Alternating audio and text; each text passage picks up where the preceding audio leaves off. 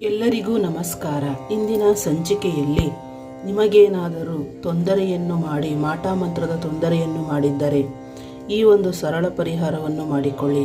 ಅದಕ್ಕೂ ಮೊದಲು ನಮ್ಮ ಚಾನಲನ್ನು ಸಬ್ಸ್ಕ್ರೈಬ್ ಮಾಡಿ, ಹಾಗೆ ನೋಟಿಫಿಕೇಷನ್ಗೆ ಪಕ್ಕದಲ್ಲಿರುವ ಬೆಲ್ ಐಕನನ್ನು ಟಚ್ ಮಾಡಿ.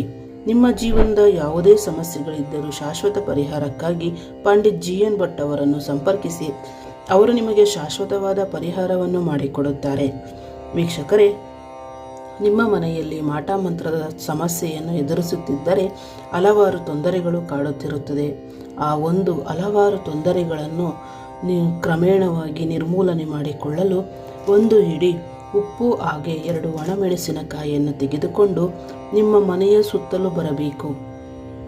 ನಿಮ್ಮ ಮನೆಯ ಸುತ್ತಲೂ ಬರಲು ಆಗುವುದಿಲ್ಲ ಎಂದರೆ ಮನೆಯ ಮೂಲೆ ಮೂಲೆಯಲ್ಲೂ ಈ ಥರ ತಟ್ಟೆಯಲ್ಲಿ ಹಾಕ್ಕೊಂಡು ಮೂಲೆ ಮೂಲೆಯಲ್ಲೂ ಸುತ್ತಿಕೊಂಡು ಬಂದು ಎದುರುಗಡೆ ಮನೆಯ ಮುಂಭಾಗದಲ್ಲಿ 3 ಬಾರಿ ಇಳಿಯನ್ನು ತೆಗೆದು ಈ ಒಂದು ಒಣಮೆಣಸು ಮತ್ತು ಕಲ್ಲುಪ್ಪನ್ನು 3 ರಸ್ತೆಯ ಮಧ್ಯೆ ಇಲ್ಲವಾದರೆ ಸ್ಮಶಾನಕ್ಕೆ ತಗೊಂಡೋಗಿ ಹಾಕಿದರೆ ತುಂಬಾ ನಿಮಗೆ ಇದರಿಂದ ಪವರ್ಫುಲ್ ಆಗಿ ಶಕ್ತಿ ಸಿಗುತ್ತೆ.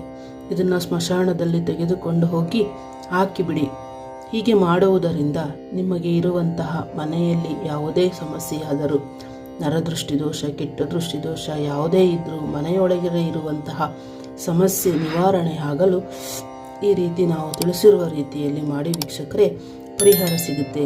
ಇದನ್ನು ನಮಗೆ ಮಾಡೋಕ್ಕಾಗೋದಿಲ್ಲ ಅಂತ ಅನ್ನೋದಾದರೆ ಪಂಡಿತ್ GN ಭಟ್ ಅವರನ್ನು ಸಂಪರ್ಕಿಸಿ. ಅವರು ನಿಮಗೆ ಖುದ್ದಾಗಿ ಯಾವುದೇ ದೋಷಗಳಿದ್ದರೂ ಮನೆಯಲ್ಲಿ ನಿವಾರಣೆ ಮಾಡಿಕೊಡುತ್ತಾರೆ. ವೀಕ್ಷಕರೇ, ಧನ್ಯವಾದಗಳು.